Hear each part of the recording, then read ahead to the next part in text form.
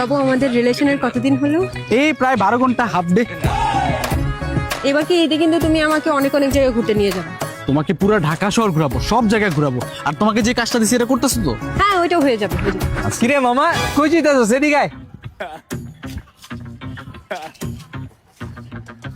কিরে মামা, তোর লগে মাইয়া, এটা কি তোর বড় বোন? ওই বেটা, বড় বোনিতে যাবো কি লাগে? এটা আমার গার্লফ্রেন্ড বেটা। গার্লফ্রেন্ড?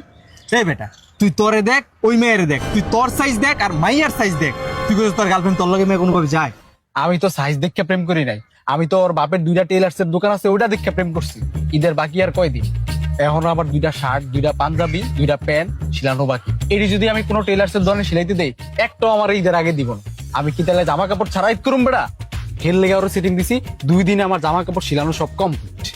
তাইলে মামা শোন, সামনে তুই ঈদ, আমার মামা 2টা পাঞ্জাবি পরে রয়েছে, কোনো জায়গায় টেলার্সের দোকান পাইতেছি না। ওর কি কোনো বড় বা ছোট বোন আছে? পড়ে এলো